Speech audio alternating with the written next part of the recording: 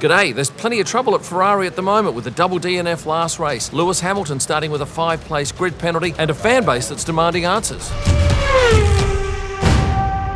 We're in Monza at the Temple of Speed, and Ferrari has a huge home crowd. The Tifosi want answers. Unfortunately for Ferrari, you've got two McLaren drivers who are dominating the competition. After 15 rounds, Ferrari sits on a total of 260 points this year. Last year at this time, 364. That's a huge difference. And if you have a look at the two drivers, Charles at the moment is on 151 points, Lewis 109. Charles has scored 38% more points than Lewis. If you go back to last year at this point, Charles had 192 points and Carlos 172. There was just a 12% differential. But a couple of you on my Instagram post said, yeah, but you're comparing Lewis's first year with Carlos's fourth. So I actually went back and did the stats, and in 2021, Charles had 104 points, Carlos had more, 112 and a half. So clearly both of the drivers and the team are struggling this year. Now I'm a little surprised and perhaps somewhat embarrassed because at the start of the year in my predictions I picked Lewis to come second this year. That's not going to happen. Of course he is the higher paid driver and a lot is expected of him, but he is stepping into a car that he's never driven before.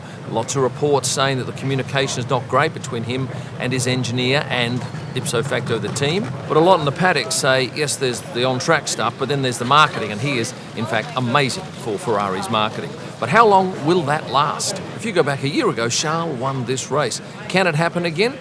Of course it can, but the bookmakers certainly don't think so, and you can get even longer odds for Lewis. Let's go back to last weekend's amazing effort from Isack Hadjar. He, of course, ended up on the podium for his very first time. Did the team celebrate on Sunday night? Well, the answer is no. They celebrated last night here in Monza. Certainly VCARB are enjoying a stellar year. At this stage, they sit on 60 points for the year. Last year at this time, 34. Now that is a huge difference when it comes to prize money for the team. I guess it's a little disappointing for Laurent Mekies because he's, of course, gone to Red Bull, and his old team, VCARB, are shining at the moment. Lance Stroll did well last week too, 8th place. Did he celebrate on Sunday? No. Zandvoort and a back-to-back meant that not really the ideal weekend to be doing that. One of his crew told me that perhaps if it was in Mexico City, yes, there might well have been an opportunity to party. And this man held a dinner last night in Milan for his side of the garage and his close crew, which is always a nice touch ahead of the Italian Grand Prix. Let's jump now to Colton Herta, the IndyCar driver who is now going to be the test driver for Cadillac. I put up a couple of days ago a post on my page saying that he is likely to be driving in F2 next year. Had some very good intel on that, and interestingly getting his $7 million IndyCar salary just for driving in F2, if and when it does happen. If I was a betting man, I would say that Colton Herta probably has a very good chance of ending up at Invicta or Rodin. Why is he doing F2? Well, he wants to race in F1, but he doesn't have a super license, and that means he has to accrue points towards that, and F2 is a great opportunity for that. A couple of comments on my post saying, surely it would have been better to go with Colton and Pato now. Well, I don't think so, because you need to get that car up and running. It needs to be set up right. I think what they've done is prudent by having two seasoned drivers in Valtteri and Sergio coming into the team to get things up and running. Daniel Ricciardo fans, did you see this post today? Daniel standing in front of a Ford Raptor and a Ford Racing sign. I do happen to know that Ford Performance changed their name to Ford Racing today, but what's that got to do with Daniel Ricciardo? I think we're going to have to wait until 2 p.m. on the Friday of the Monza race to find out the answer. I actually know the answer. I'm not telling you though. Now you might have seen my Instagram post today of Lando Norris wearing this jacket. It's been a very popular post, and from what I can gather, it was gifted to him by one of his childhood heroes, Valentino Rossi, earlier this year. A lot of you have said great to see him making good on his promise to wear it to the track, which he clearly did today, and it was spectacular. Still on the subject of Charles, he'll know that last week he spent that 30 minutes at turn 3, which was an amazing opportunity to photograph the young driver. These pictures went viral, and many of you asked, how did he get a phone? I did a video on that, but this is the phone in question. It was this man's phone, Antoine Truchet, seen here taking photographs of Charles. I can tell you that event was huge for Charles and Antoine. Charles put on over 150,000 followers from it, and Antoine, with a much smaller audience, 15,000 followers. You're looking at Adam McDade, who's a press officer at Mercedes, and he was having some sort of struggle this morning with this big carton of power banks. He said to tell you it weighed 150 kilos, but trust me, it weighed nothing like that. But it still did provide him with a challenge or two. Pierre Gasly emerged from a rather nifty-looking car that I've not seen before, an Alpine A290. However, he dropped a remote, which broke, but it was quickly retrieved and repaired with no long-lasting damage.